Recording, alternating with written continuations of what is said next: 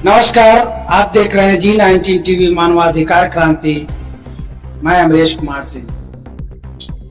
इस वक्त हमारे बीच फतुहा विधानसभा क्षेत्र के समाज सेवी और भाजपा नेता के रूप में जाने जाते हैं इंजीनियर गोपाल शंकर प्रस्तुत हैं।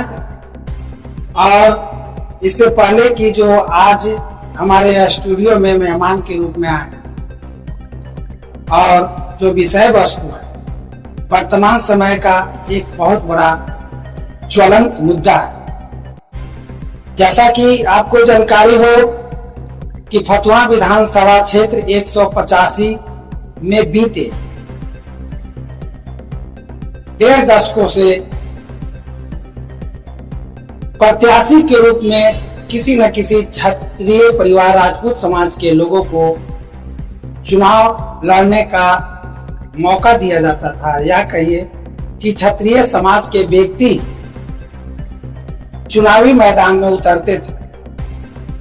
लेकिन क्या विडंबना रही, क्या मजबूरियां रही जो इस विधानसभा चुनाव 2025 में राजपूत समाज को हाशिए पर लाया गया है, तो यह अपने क्षत्रिय समाज के बीच यह काफी चिंतनीय विषय बन गया है।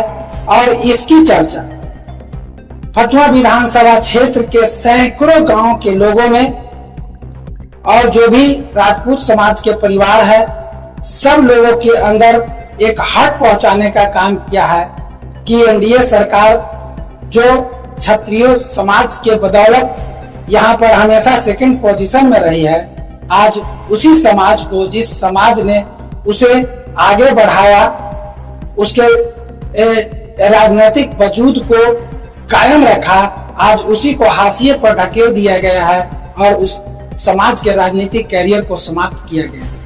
तो सर्वप्रथम हम अपने स्टूडियो में इंजीनियर गोपाल शंकर जी का अभिनंदन करते हैं, स्वागत करते हैं और यह जानना चाहते हैं कि पिछले दिनों फतुहा विधानसभा क्षेत्र में जो क्षत्रिय समाज का बैठक हुआ, उसमें किस तरह के निर्णय लिए गए? बहुत बहुत धन्यवाद, आपके दर्शकों को भी बहुत बहुत धन्यवाद। जैसा कि आपने कहा कि यहाँ पे हम लोग का जो जत्था है क्षत्रिय समाज का, वो सेकंड वोटर है और लास्ट 3 इलेक्शन से जो एनडीए का कैंडिडेट था वो क्षत्रिय था। हारना जीतना एक अलग विषय है, लेकिन इस बार यहाँ से क्षत्रिय को टिकट नहीं दिया गया है और इसके चलते राजपूत समाज में बहुत प्रतिशोध की भावना है। वो लोग अपने को बहुत ठगा हुआ महसूस कर रहा है और वो अंदर से बहुत आक्रोशित भी है। लेकिन हम तो एक पार्टी से जुड़े हुए हैं और एनडीए से है, तो हम तो पार्टी के साथ हैं और पार्टी एनडीए के लिए जो भी होगा हम अपना करेंगे। लेकिन जो समाज लेवल का जो स्थिति है, वो लोग बहुत आक्रोशित है और इसका हमको बहुत डर लग रहा है कि इसका जो रिजल्ट है, परिणाम है, इलेक्शन के जो परिणाम आएगा तब दिखेगा। क्षत्रिय समाज या कहिए कि इस अपने अपमान को किस रूप में बदला लेना चाहती है? बहुत हमारे समाज में बहुत निराशा है। जैसे हम तो हर गांव में घूमते हैं, सब जानता है, सब फोन करके बोल रहा है कि भैया टिकट काहे नहीं क्षत्रिय समाज को मिला। ठीक है, हम नया थे, सत्येंद्र सिंह को काहे नहीं टिकट मिला। और जिसको पार्टी, अब क्या पार्टी का मजबूरी रहा, गठबंधन का जो धर्म का रीजन रहा, वो तो हमको पता नहीं है।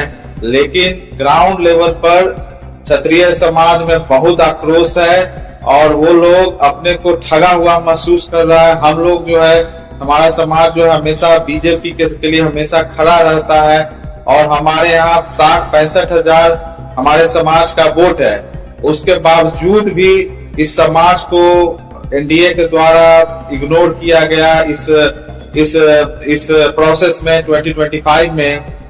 और इसके चलते अब जो समाज है अपना कल 2-3 दिन पहले मीटिंग किया था कि क्या करना है। अब समाज का जो डिसीजन रहेगा कि किस पक्ष में जाएगा, ये कहना मुश्किल है। लेकिन ये बहुत चिंता का विषय है कि क्षत्रिय समाज को इग्नोर करके एनडीए को, इसका हमको लगता है कि खामियाजा भुगतना पड़ेगा। जहां तक मेरा सवाल है, हम एनडीए के साथ हैं, एनडीए के जो उम्मीदवार हैं उनके लिए जीत के लिए काम करेंगे और उनको गुड लक बोलते हैं, बेस्ट लक करते हैं कि वो अपना चुनावी जीते। और जो लास्ट 3 बार से जो चुनाव नहीं जीता है एनडीए, इस बार वो यहाँ पे अपना जीत दर्ज करे। लेकिन अब जो प्रत्याशी है और हम लोग भी अपना समाज को मनाने का कोशिश करेंगे, लेकिन सिंस अभी जो हॉट मामला है तो इसलिए बहुत आक्रोश है। हो सकता है कुछ दिन में नॉर्मल हो जाएगा तो हम लोग जाके मनाने का कोशिश करेंगे।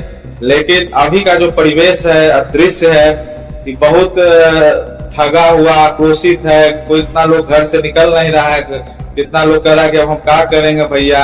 हम कहेंगे भाई जो अंतरात्मा का उपाय है करो, क्योंकि अभी उनको समझाना भी है। कहेंगे कि भाई हम लोग तो लगे रहते हैं, लेकिन हमारे समाज को दरकिनार किया गया इस डिसीजन में।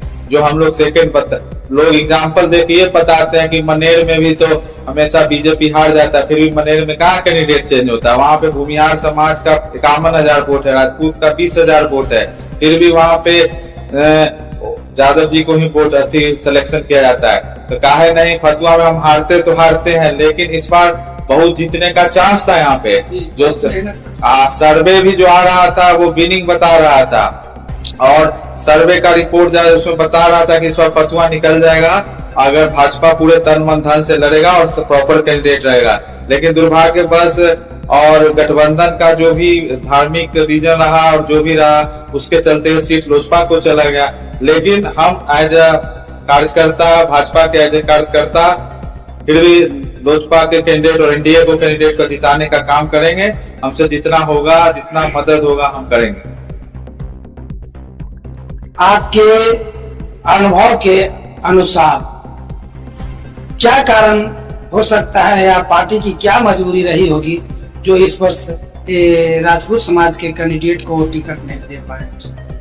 ये गठबंधन, क्योंकि हम लोग का 5 पार्टी का अलायंस पार्टनर है और सबको एडजस्ट करना रहा होगा, तो पार्टी ने तो जरूर समझा होगा कि ये विनिंग सीट है। अब कैसे क्या हुआ, ऊपर हुआ, हम तो छोटा कार्यकर्ता है, पता नहीं। लोजपा को एडजस्ट करने के चक्कर में हम लोग में से सीट देना पड़ गया होगा, क्योंकि आपने देखा होगा कि ये सीट का जो अनाउंसमेंट हुआ है सबसे लास्ट में हुआ है। यहाँ का सीट जो एकदम होल्ड करके रखा हुआ था, तो इसीलिए बहुत हमको पूरा उम्मीद है कि इसमें पूरा मंथन हुआ होगा, इसका एक्शन रिएक्शन सब डिस्कशन हुआ होगा, उसी के बाद टिकट डिसाइड हुआ होगा और जो भी अलायंस पार्टनर है उसको गया होगा। लेकिन हमें पूरा पता और पूरा जो सोशल मीडिया पे चल रहा है, लास्ट में जो अनाउंस हुआ है उसके रीजन, उसके चलते यही रीजन रहा होगा। इसमें बहुत मंथन हुआ होगा। जो हमारे थिंक टैंक और जो हमारे वरिष्ठ नेता हैं, सम्मानित नेता है, उन्होंने बहुत सारा इफ वर्ड लगाया होगा, सोचा होगा कि कैसे किया जाए, मैनेज किया। जो भी हमारे शीर्ष नेतृत्व का डिसीजन है हम उसके साथ हैं और एकदम एज ए कार्यकर्ता हम पूरा मदद करेंगे कि एनडीए का कार्यकर्ता जीते यहाँ से, और यहाँ से फतुआ से विधानसभा में हमारा रिप्रेजेंटेटिव हो। आज के इस चर्चा में एक मैं आखिरी सवाल आपसे जानना चाहूंगा कि जो पिछले दिनों करीब सैकड़ों गांव के लोग, क्षत्रिय समाज के लोग इकट्ठा हुए, उसमें कुछ क्षत्रिय समाज के संगठन को लेकर के भी कुछ चर्चाएं की गई, वो किस तरह की चर्चा? तो हम लोग का जैसे हुआ है कि जैसे हम भी उस मीटिंग में थे, तो क्षत्रिय समाज का भी हम लोग सोचे कि हर इस फतुआ विधानसभा और इवन तो बिहार का जो पूरे क्षत्रिय समाज को एक प्लेटफॉर्म से जोड़ा जाए, ताकि हर का दुख सुख में साथ रहें। हर लोग का पढ़ाई लिखाई जो भी प्रॉब्लम हो, पढ़ाई लिखाई दवाई का जो भी है, हॉस्पिटल का है, गरीब जो भी हमारे भाई हैं, क्षत्रिय भाई हैं, उनकी मदद की जाए, शादी ब्याह में, रोग तकलीफ में, कुछ में भी। और हमारे समाज के जो प्रतिष्ठित आदमी है, धनी आदमी है, डोनेट करेंगे और हम लोग एक एज ए प्लेटफॉर्म पे जुटेंगे और हम लोग लाइक ईयरली और मंथली मीटिंग करेंगे, कहीं पे मीटिंग और मिलते जुलते रहेंगे। उससे हम लोग में मोर कनेक्टिविटी बढ़ेगा और समाज में जो भी पिछड़ा, हमारा समाज में बहुत जो पिछड़े सीढ़ी पे हैं, उनको आगे लाने के लिए मदद करेंगे। राजनीति हम पहले ही बोले थे एक सिस्टम था जिसके थ्रू आप व्यवस्था को चेंज कर सकते हैं। लेकिन अगर राजनीति में लेट से आपको नहीं मौका मिला, जैसे हमको नहीं मौका मिला, तो ऐसा नहीं कि राजनीति ही सब कुछ है। आप देख रहे होंगे हमको चेहरा पे कोई शिकन नहीं है, क्योंकि राजनीति में हम आए हैं सेवा भाव करने के लिए।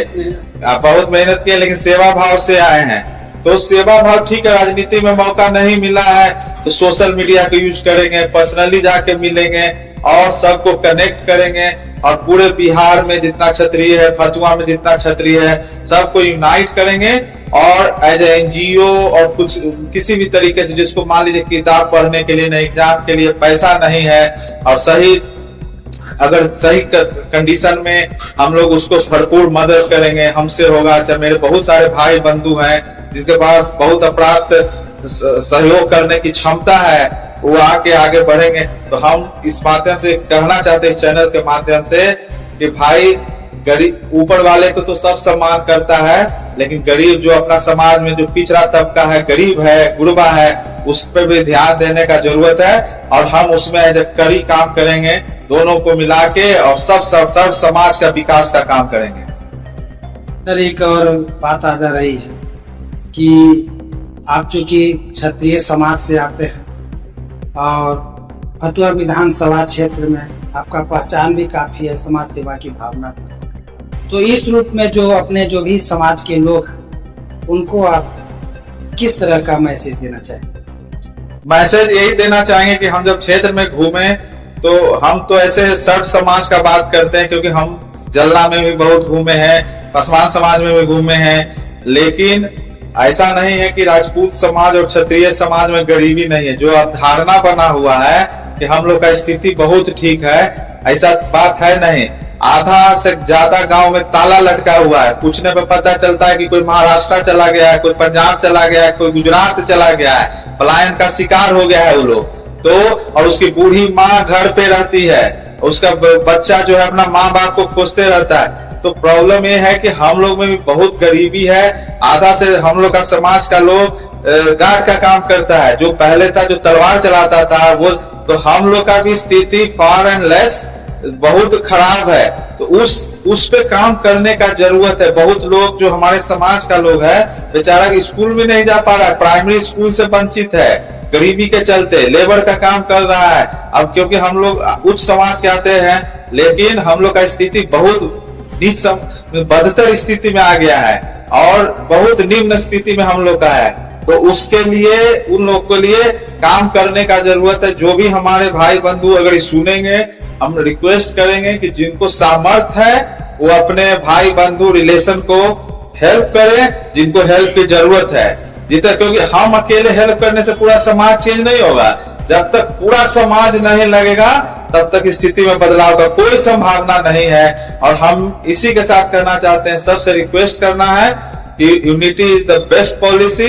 अगर अंगुली को अगर नहीं जोड़िएगा, मुट्ठी में नहीं बांधिएगा, तो आपका कोई ताकत नहीं है। और जो दुनिया में ताकतवर इंसान को ही लोग पूछता है, शेर के सामने कोई नहीं जाके भौंकता है, लेकिन एक रोड के कुत्ता के सामने सब लोग भौंक लात मार के भगा देता है। तो मजबूत रहिए, साथ में रहिए, एकता में रहिए और सब समाज को रिस्पेक्ट कीजिए। हम नहीं कहते कि क्षत्रिय को ही करिए, सब समाज को कीजिए। जो गरीब गुरबा है, जिसको जरूरत है, सबको कीजिए। लेकिन मेरा समाज का भी जो अभी स्थिति है बहुत बदनीय है। बहुत बहुत धन्यवाद श्रीमान आपका कि आप हमारे स्टूडियो में आए और समय दिए। दोस्तों, जैसा कि आपने देखा और सुना भी कि वर्तमान समय में जो क्षत्रिय समाज की स्थितियां हैं, और आज जो क्षत्रिय समाज, राजपूत समाज पूरे देश का प्रतिनिधित्व करता था, आज फतुहा विधानसभा में हाशिए पे आ गया है। इतना तक कि उसके पूरे राजनीतिक कैरियर को ही समाप्त किया गया है। तो आइए फिर इसी तरह से मिलते हैं एक नए विश्लेषण के साथ। हमारे साथ बने रहिए। जय हिंद, जय भारत।